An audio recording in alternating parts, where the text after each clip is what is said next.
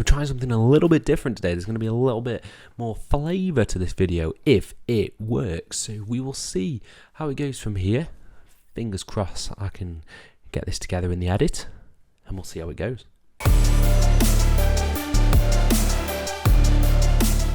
Hello and welcome to FTTR. I am Hugh McQuaid, and today we are talking about AEW Collision, but more importantly, I am creating my own AEW Collision roster. So before we dive into that, please hit subscribe, please like this video, please comment your thoughts down below on who you think should be on AEW Collision, and I'll reply to every single comment.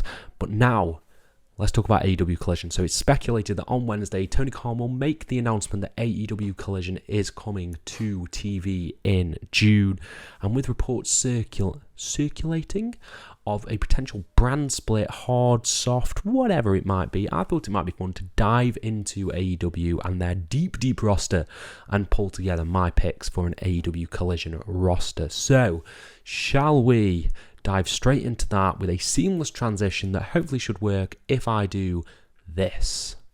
So hopefully that worked. Hopefully my face is small, and hopefully you have my tier list, if you will, right behind me so we can take a look at my AEW roster. So in terms of separating the brands, there are a lot of titles in AEW. You want a set of tag straps on each brand, you want a women's champion on each brand, and you want a mid-card title on each brand. So in terms of my picks are Jamie Hayter will be on AEW Collision, the AEW Women's World Champion. This is your opportunity to showcase her as the main event and have the world title be on Dynamite and have the Women's World Championship headline most Collision episodes. Then mid-card, you have the AEW International Champion, Orange Cassidy. Now, why I think he should be on Collision is because you have a lot of that work rate style on Dynamite if you are keeping people like The Elite and Blackpool Combat Club. All that stuff right there, I think, could be served in this division, in the International Championship division, and using Orange Cassidy as that work rate talent. Similarly, FTR, Best Friends of Phil, are going to be on Collision as well. I think it works to have the tag straps on this particular show because there's a lot of trios over on Dynamite at the moment with the likes of the Blackpool Combat Club and the Elite, who can all dive into that mix with House of Black. Yes. And because he's listed on the roster as a champion, Hook, the FTW champion, will also be on Collision. So diving into the main event scene, who are the big players going to be on AEW Collision for my part? I think obviously you have CM Punk as the big headliner for AEW Collision. Of course, he's going to do the big return, AEW The Second Coming, it's been reported. And then you have Chris Jericho and the Jericho Appreciation Society, who I think I've got listed in the mid-card, but they, of course, will be following Jericho to AEW Collision. I think those two as your big marquee names to sell the big Saturday show just makes all the sense in the world. In terms of some other people I think will cross over into the main event scene, I think having Adam Cole on Collision, separating him from the Elite for the time being, is a good move. I think he could really be a selling point of Collision and be a top babyface on the brand. I think as well, bringing across Jungle Boy, one of the pillars. I think having two pillars on each show, so MJF and Darby I think should be on Dynamite, and then Sammy and Jungle Boy should be on Collision on the Saturdays. I think that's a good choice to have Jungle Boy across over on Collision. I think there's a lot of fresh feuds if you separate him out from some of those people, if you get me, who are remaining on Dynamite. Keith Lee should be a main event player on Collision because of course he should. Not only that, but you could also put Dustin Rhodes in there, have him go for the tag titles again. But in terms of my roster, Keith Lee is in the main event scene. You've also got, for me, the three remaining male members of the main event scene. I think Ricky Starks. I think separating Ricky Starks from MJF, because he's probably not going to challenge for that title for a while. Having him go for the international title, I think would be really cool. Jay White, again, I think separating him from the Elite while they're in this Blackpool Combat Club story is only a good thing. And having him continue that Ricky Starks feud while also potentially getting in there with Jericho, getting in there with Punk, would work really well and really get Jay White over as a main event player. Final one, of course, is Miro. Miro, who pretty much any name that I've given would be a tasty feud, I think. CM Punk, Miro Jericho, Miro Keith Lee, Miro Jungle Boy. I think they all work phenomenally well with Miro, and having him be a top player, as we've pretty much seen on, AEW.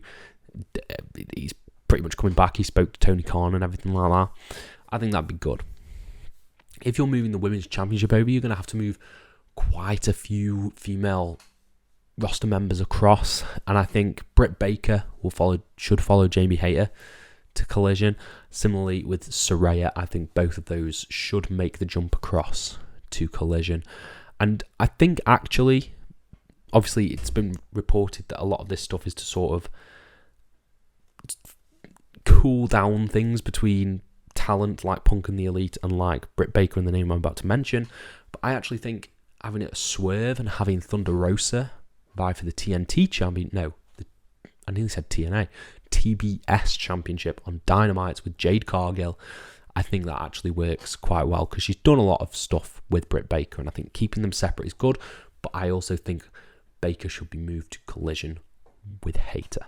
And now we take a look at the mid-card. We take a look at my mid-card vortex, if you will, and all the people who are going to be vying for probably mid-card titles or bubbling away there, potentially breaking into the main event scene.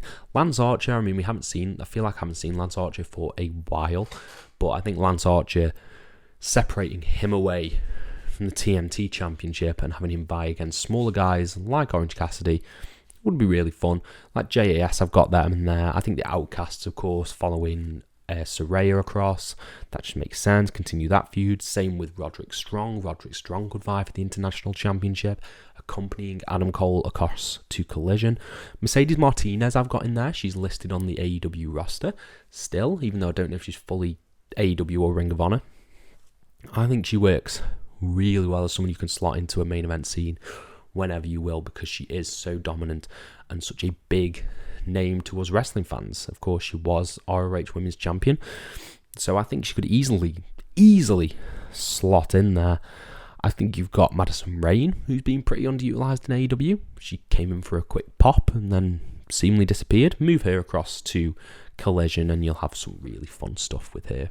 Make that women's division deep for the main women's championship. That's what I want to do with my version of AEW Collision. Hopefully you're listening, Tony Khan, which is why I'm bringing Nyla Rose across, because Nyla Rose is one of my favourite women's wrestlers here in AEW. I think she's incredible, and I just don't think ever since the first days of Dynamite, I really, really loved Nyla Rose, and I think she could be a big player again in this deep women's roster that has been created on Collision.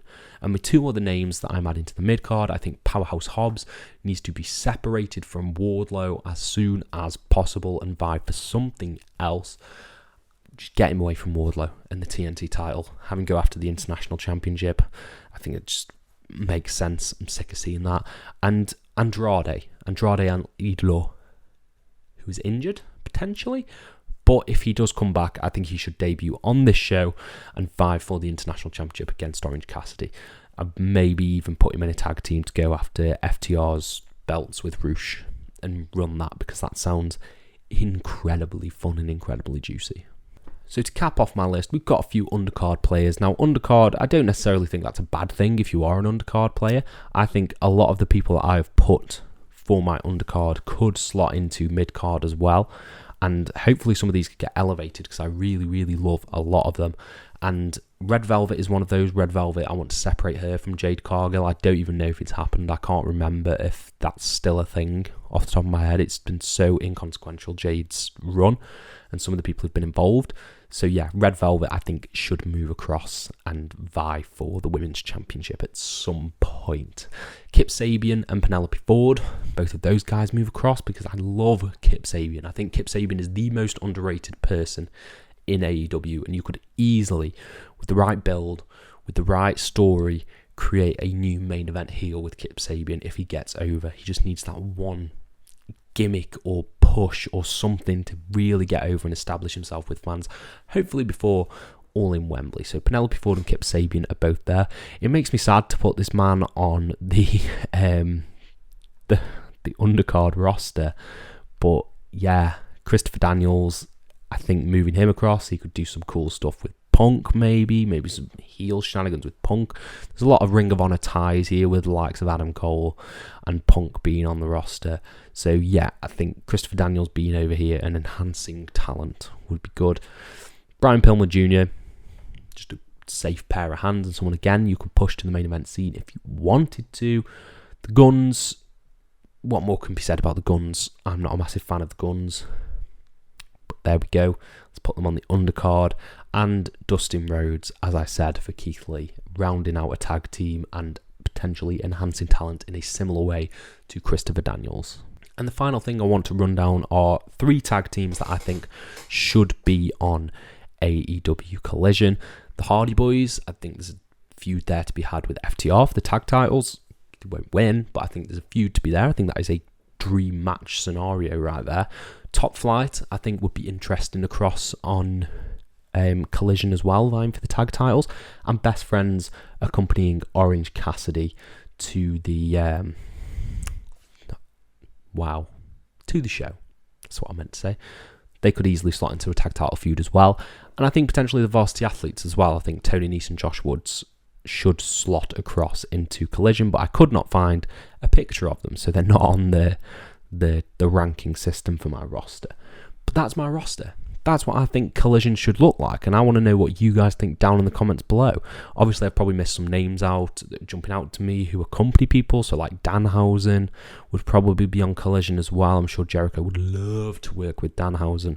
So I think there is some inbuilt stuff there that can be done. But I want to know what you guys think down in the comments below. Do you like this tier system? Do you like it? Do you hate it? What do you want to see out of AEW Collision? Let me know everything you want down in the comments below, and I'll try and reply to every single one of them. Thank you all ever so much for your support, and have a nice day.